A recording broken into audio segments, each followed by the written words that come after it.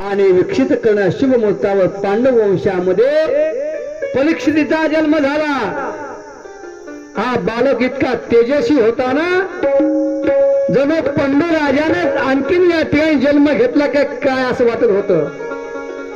महाराज या युधिष्ठिराचा चेहरा पाहिला आणि चेहरा पाहिल्यानंतर प्रसन्नता वाटली आणि धौम्य कृपाचार्य आदी ब्राह्मणाकडून पुण्यावंच करून त्यांचा जात कर्म संस्कार करण्यात आला। दान देण्यासाठी योग्य काळ युधिष्ठाने प्रजा तीर्थ करतात। नाळ तोडण्यापूर्वी या ब्राह्मणांना स्वर्ण, गायी, जमिनी, उत्तम या ठिकाणी हत्ती, घोडे या ठिकाणी अन्न दान सुद्धा या ठिकाणी दिलं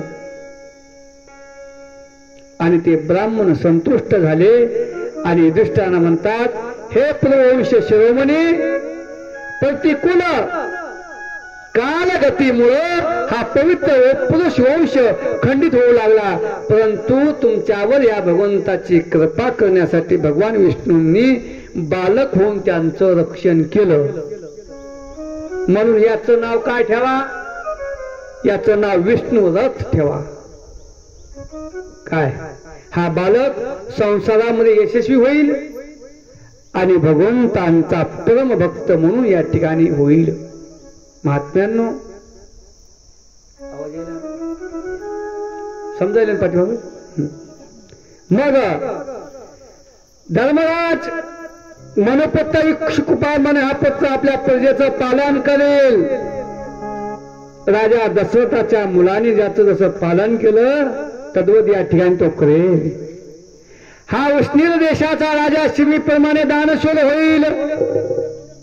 यज्ञकर्मामध्ये दुष्यंत पुत्रासारखा भरताप्रमाणे आपल्या वंशाचं यश पसरेल आणि धर्म धाव्यामध्ये शस्त्र अर्जुन कालते अर्जुन यांच्यासारखा अग्रण्य होईल।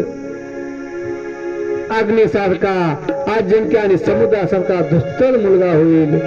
शहासारखा पराक्रमी हिमालयासारखा आश्रय घेण्यास पृथ्वीसारखा क्षमाशील होईल। माता पित्याचा सणशील करेल।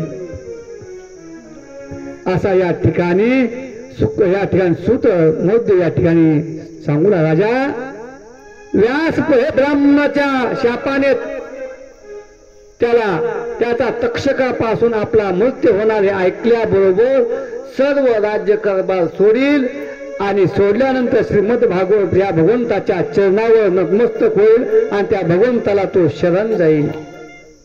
राजा व्यासपुत्र शुकदेव यांच्याकडून आत्म्यांच्या यथार्थ स्वरूपाचं ज्ञान प्राप्त करून गेले। शेवटी गंगा तटाकीवर आपल्या शरीराचा त्याग करेल, अभयदान प्राप्त करेल असं या ठिकाणी सांगण्यात आला।